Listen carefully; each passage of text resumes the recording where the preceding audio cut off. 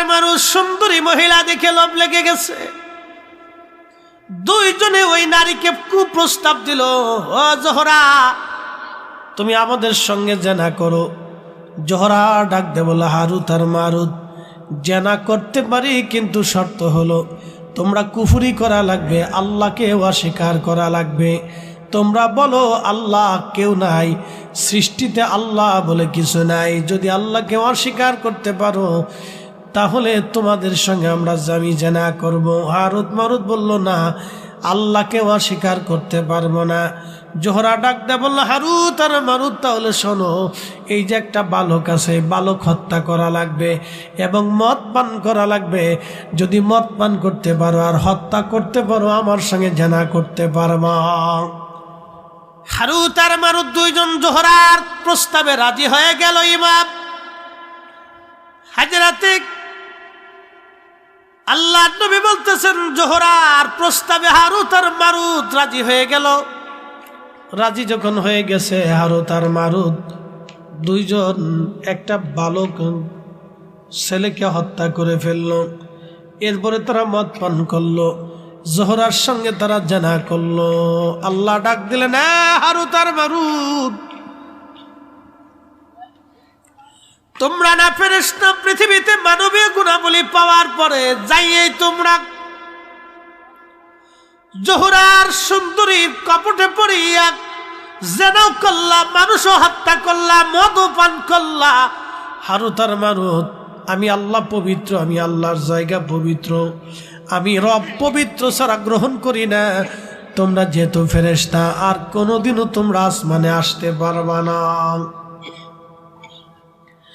আল্লাহ ডাক দিয়ে বললেন, তোমাদেরকে শ্রেষ্ঠত্ব দিলাম, শ্রেষ্ঠত্ব দিলাম, সব জাতি থেকে তোমরা শ্রেষ্ঠ, তোমরা শ্রেষ্ঠ, তোমরা শ্রেষ্ঠ, তোমরা শ্রেষ্ঠ। আমি আল্লাহ তোমাদেরকে দুনিয়াতে দুইটা কাজের জন্য নিযুক্ত করেছি। একটা ভালো কাজের দাওয়াত দিবা, 2 নাম্বার খারাপ কাজ থেকে ফিরাইয়া রাখবা। ভালো কাজের দাওয়াত দিবা, খারাপ কাজ থেকে ফিরাবা। তোমরা শ্রেষ্ঠ, শ্রেষ্ঠ, শ্রেষ্ঠ। আল্লাহ বানাইলেন কত জাতি,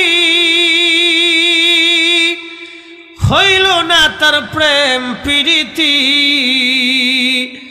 অবশেষে মানুষ বানায় প্রেমের কারণে।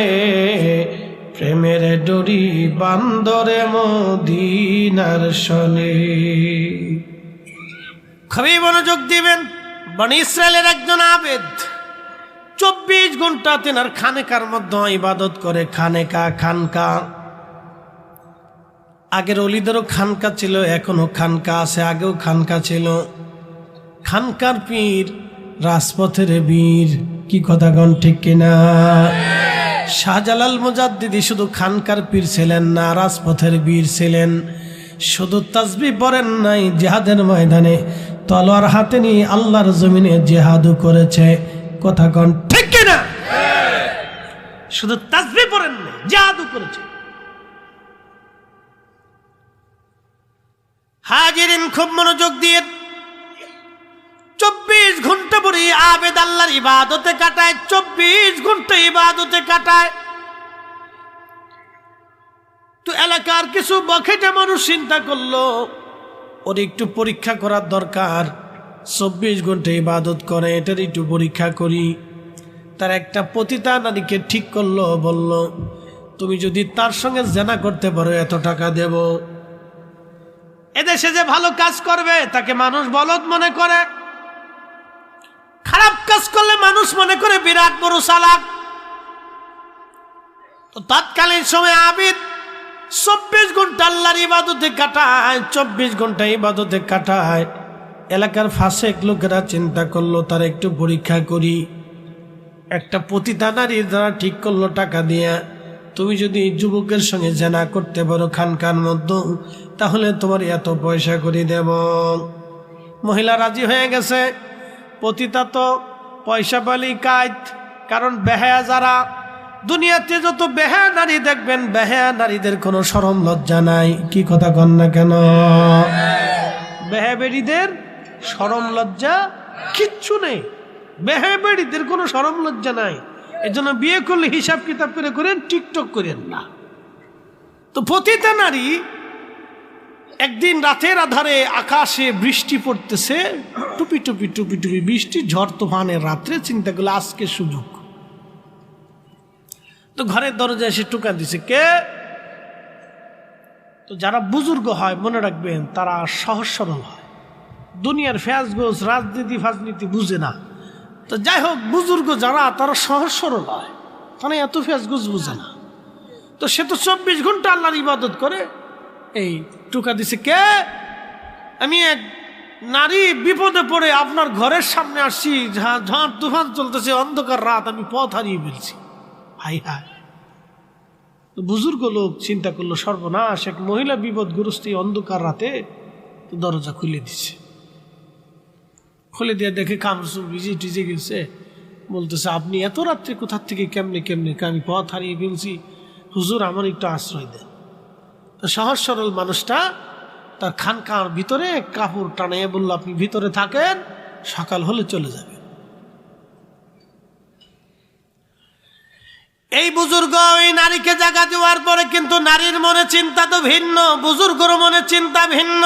রাত্রিবেলা যখন প্রদীপ জ্বালায়া বুজুর্গ নামাজে দাঁড়ানো, তখনই মেয়েটা পর্দার ভিতর থেকে অর্ধ উলঙ্গ হয়ে সেজে গুজে ওই যুবক পুরুষ আবেদের সামনে দাঁড়ায় গেছে, অঙ্গভঙ্গি দিচ্ছে, তার সঙ্গে জানা করার জন্য অঙ্গভঙ্গি দেয়, অঙ্গভঙ্গি দিচ্ছে। এই জন্য আবার আল্লাহ বললেন, নারীরা মাথার থেকে পা পর্যন্ত ঢেকে দিবে, নারীরা মাথা থেকে পা পর্যন্ত ঢেকে দিবে। আর আমাদের দেশে হয়েছে ভিন্ন, এখন আমাদের প্যান্টও লয়ে গেছে, গেঞ্জিও লয়ে গেছে, আমাদের মাথার ক্যাপও লয়ে গেছে, শার্টও লয়ে গেছে, আমাদের জিন্সের প্যান্টও লইছে, হাফ প্যান্টও লইছে, কবে জানি জাঙ্গেটাও লইয়া যায়, সব লয়ে গেছে, প্যান্টও লয়ে গেছে, গেঞ্জিও লয়ে গেছে গা, ক্যাপও লয়ে গেছে গা, আরো কত কিছু নিছে। এরপরে আমরা জাঙ্গিটাও লই যাব গাছে, তোমরা যাও, আর কিছু পাইতো না। এই জন্য আমরা হুজুরা জুব্বা ধরছি, এইটা লইতে পারতো না। কি কথা কর নাকি? এটা পারবো নি, এইটা আর পারতো না লইতে, এটা লইতে পারতো না। এই জুব্বা আদম আলাইহিস সালাম প্রথম পড়েছিলেন। শোনেন, এই জুব্বার ইতিহাস শোনে। আজকে মানব জাতির সর্বপ্রথম পোশাকই জুব্বা। আদম আলাইহিস সালামকে আল্লাহ পৃথিবীতে পাঠিয়ে দিলেন জান্নাতি জান্নাতি পত্র দিয়ে, জান্নাতি পাতা দিয়ে, তার আবরু ঢাকা, ইজ্জত ঢাকা। আম্মা জানের হাওয়ায় কি অবস্থা! বর্তমান আরাফাতের মাঠ যেখানে, জাবালে রহমত পাহাড়, রহমতের পাহাড় যেখানে যদি কোনোদিন যান তো দেখবেন আরাফাতের মাঠে জাবালে রহমত, এইখানে আদম আলাইহিস সালাম বসে বসে কাঁদতেছে, হাওয়ার দেখা সাক্ষাৎ নাই। বর্তমান যেখানে মসজিদে নিমারা, আরাফাতের মাঠে একটাই মসজিদ, বছরে একবার এই মসজিদ খোলা হয়, একসাথে 2 ওয়াক্ত নামাজ ওই মসজিদে পড়া হয়। ওই মসজিদে আরাফাতের মাঠে হজের খুতবা হয়। মসজিদে নিমারাতে ওইখানে আম্মাজান হাওয়া আলাইহিস সালাতু ওয়াস সালাম দাঁড়ানো, আর আমাদের আব্বাজান জাবালে রহমতের পাশে একটা পাথর আছে, ওই পাথরের উপরে বসে বসে উনি কাঁদতেছিলেন, কান্না করতেছিলেন। এমন সময় দেখলেন দূরে হাওয়ারে দেখা যায়। মসজিদে নিমারা যেখানে, এখানে হাওয়া আলাইহিস সালামকে দেখা যাইতেছিল। তারপরে ওই আরাফাতে মিলন হওয়ার কারণে এই মাঠের নাম হলো আরাফাতের মাঠ। এই মাঠে যখন হাজি যায় হাত তুলে চোখের পানি ছেড়ে দেয়, আমার আল্লাহ হাজির জীবনের কোনো গুনাহ রাখে না। একবার জোরে বলা যাবে কি মারহাবা! হাজির জীবনে কোনো গুনাহ, তবে পাবলিকের টাকা দিয়ে হজে গেলে কোনো নেকি হয় না, গুনাহ মাফ হয় না। পাবলিকের টাকা দিয়ে যারা হজে যায়, আমি দেখেছি কুলুট টাওয়ার 27 দিনের প্যাকেজে 27 লক্ষ টাকা খরচা করে কুলুট টাওয়ারে হজ করতে গেছে, না আনন্দ করতে গেছে আমি জানি না, না পিকনিক করতে গেছে আমি জানি না। 27 দিনে 27 লক্ষ টাকা, প্রত্যেক দিনে প্রায় 1 লক্ষ টাকা খরচ। ওইখানে যায় সুন্দর করে আরাম করে থাকে। হেরেমের পাশেই কোনো টাওয়ার হইছে। আপনি শুনলে আশ্চর্য হবেন, ওইখানেও বৈষম্য ওইখানেও আছে। বলে বৈষম্য মানে? হ্যাঁ, বর্তমান সৌদি প্রশাসন ওইখানেও বৈষম্য দিয়ে দিচ্ছে। গরিব হাজিদেরকে দিয়ে দেয় একবারে পাহাড়ের কোনা, বহু দূরে একটা ভাঙ্গাচোরা তাঁবুর ভিতরে। আর যারা বেশি পয়সাওয়ালা ধনী, রাষ্ট্রের ওই বড় বড় কর্মকর্তা কর্মচারী, ওদেরকে দিয়ে দেয় একবারে জমারতের কাছাকাছি, খুব ভিআইপি জায়গা বানায় দেয়। শতান কোথাকার? হজের ভিতরে বৈষম্য আছে।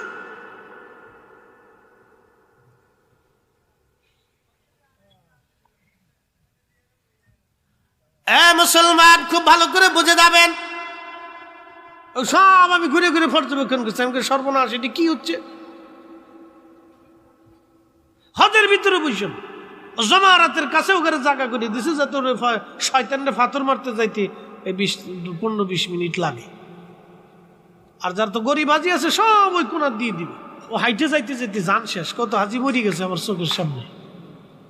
আরাফাতের মাঠে এক হাজি ছটফট করে পুরি মরি গেল প্রচন্ড গরমে।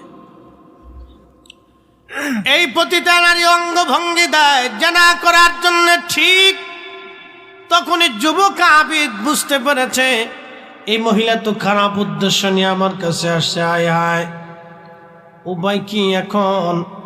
নামাজের ভিতরে এসে চিন্তায় পড়ে গেল কি করা যায়। কিন্তু না, যুবক তো বারবার জেনার দিকে তার মন ঘুরে যাচ্ছে। যুবক জেনার দিকে মন ঘুরে যাচ্ছে, সুন্দরী মহিলার দিকে নিজেকে আর স্থির রাখতে ছিল না। ঠিক তখনই তার আল্লাহর ভয় ঢুকে গেছে। একসাথে বলো যে আল্লাহু আকবার। এখন প্রেম হচ্ছে কার সাথে? আল্লাহর সাথে। কার সাথে? আল্লাহর সাথে। আল্লাহর সাথে। এটি আল্লাহর প্রেম। হাইয়া আলাস সালাহ,